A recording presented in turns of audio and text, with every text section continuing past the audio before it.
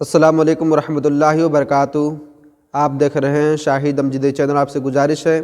کہ اگر آپ چینل پہ نئے ہیں تو آپ اسے سبسکرائب کر لیں، اور آج کی ویڈیو میں بتاؤں گا کس طرح پیارے نبی صلی اللہ تعالی علیہ وسلم اپنی امتیوں کی مدد فرماتے ہیں، کس حالت میں مدد فرماتے ہیں میں آپ کو بتاؤں گا۔ تو چلیے اب ویڈیو کو شروع کرتے ہیں کہ ایک مرتبہ حضرت سفیان ثوری رحمۃ اللہ علیہ ایک جوان کو دیکھتے ہیں جو کعبہ کی طواف کر رہا تھا، اور کیا دیکھتے ہیں کہ وہ تسبیح و تحلیل چھوڑ کر صرف درود شریف پڑھ رہا تھا۔ حضرت سفیان ثوری رحمۃ اللہ علیہ اس سے پوچھتے ہیں کہ اے جوان، تم تسبیح و تحلیل کو چھوڑ کر صرف تم درود شریف کیوں پڑھ رہے ہو؟ تو وہ جوان پوچھتا ہے کہ آپ کون ہیں؟ تو وہ فرماتے ہیں کہ میں سفیان ثوری ہوں۔ وہ نوجوان کہتا ہے کہ اگر آپ کا شمار اللہ کے نیک بندوں میں نہیں ہوتا تو میں کبھی اپنی دل کی بات یعنی راز کی بات آپ کو کبھی نہیں بتا۔ ہوا یوں کہ ہم اور اپنے والد کے ساتھ کعبہ کی طواف کرنے کے لیے راستے میں نکل گئے تھے، اور جاتے جاتے میرے والد کی طبیعت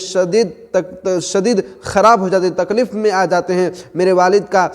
طبیعت خراب ہو جاتی ہے، اور اسی عالم میں میرے والد کا انتقال ہو جاتا ہے۔ میں ان کو موت سے بچا نہیں سکا، ان کی طبیعت خراب ہونے کی وجہ سے میں کچھ کر نہ سکا، آخرکار ان کا انتقال ہو جاتا ہے، اور میں انا للہ و انا الیہ راجعون پڑھ کر کسی کپڑے سے ان کا چہرے کو ڈھانک دیتا ہوں، اور ان کا چہرہ بالکل سیاہ ہو چکا تھا، کالا ہو چکا تھا، اور میں اسی غم کے عالم میں مجھے نیند آ جاتی ہے اور میں سو جاتا ہوں۔ میں نے خواب میں سو جانے کے بعد میں خواب میں یہ دیکھتا ہوں کہ ایک جو حسن کا پیکر ہیں، جو حسن میں بے مثال ہیں، ان کا لباس نفاست کا آئینہ دار ہیں، جن کے وجود مسعود سے خوشبو کی لپیٹیں اٹھ رہی تھیں، اور ان کے طرح طرح کی ان کی نمائش ہو رہی تھی، طرح طرح کی ان کے بدن سے خوشبوئیں آ رہی تھی، اور انہوں نے میرے والد کے چہرے پہ اپنے ہاتھ سے اشارہ کرتے ہیں، اور ان کے چہرے سے کپڑے کو ہٹاتے ہیں۔ جیسے ہی ہٹاتے تھے میرے والد کا چہرہ بالکل سیاہ ہو گیا تھا، مگر اس شخص سے جیسے انگلی کا اشارہ فرما دیتے ہیں، جس طرح اشارہ کرتے ہیں چہرے کی طرف، ویسے ہی ان کا چہرہ بالکل سفید ہو جاتا ہے۔ میں نے خواب کے اندر جب وہ جانے لگتے ہیں وہ تشریف لے جانے کی کوشش کرتے ہیں، تو میں نے ان کا دامن پکڑ لیا، اور میں نے ان سے پوچھا کہ آپ کون ہیں؟ تو وہ کہتے ہیں کہ تم مجھے نہیں جانتے، میں اللہ کے نبی ہوں، میں تمہارے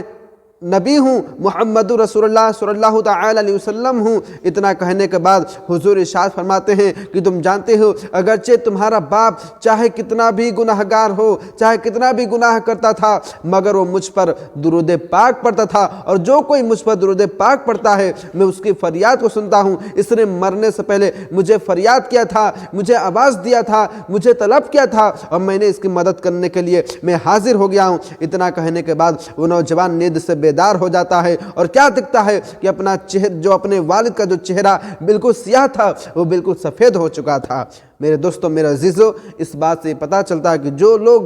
درود شریف پڑھتے ہیں اللہ کے حضور اس کی مدد فرماتے ہیں، اس کی ہر جگہ پہ اس کی مدد فرماتے ہیں۔ اور حضور نے ارشاد فرمایا کہ جس نے مجھ پر درود پاک پڑھنا بھول گیا، جس نے درود پاک پڑھنا بھول گیا، گویا کہ وہ جنت کا راستہ بھول گیا۔ میرے دوستو، میرے عزیزو، آپ سے گزارش ہے کہ اگر آپ کو کوئی بھی درود شریف یاد ہو، چاہے وہ درود ابراہیم یاد ہو، چاہے وہ کوئی بھی درود شریف ہو، آپ حضور پہ پڑھیں، آپ اس کا ورد کریں، تاکہ آپ حضور کے سب سے زیادہ قریب ہو سکیں، حضور آپ کو درود کے بدلے آپ کو پہچان سکیں، اور درود شریف کی وجہ سے آپ کی بخشش ہو سکیں۔ میرے دوستو، میرے عزیزو، اسی جملوں کے ساتھ میں اپنے گفتگو کا اختتام کرتا ہوں۔ السلام علیکم ورحمۃ اللہ وبرکاتہ۔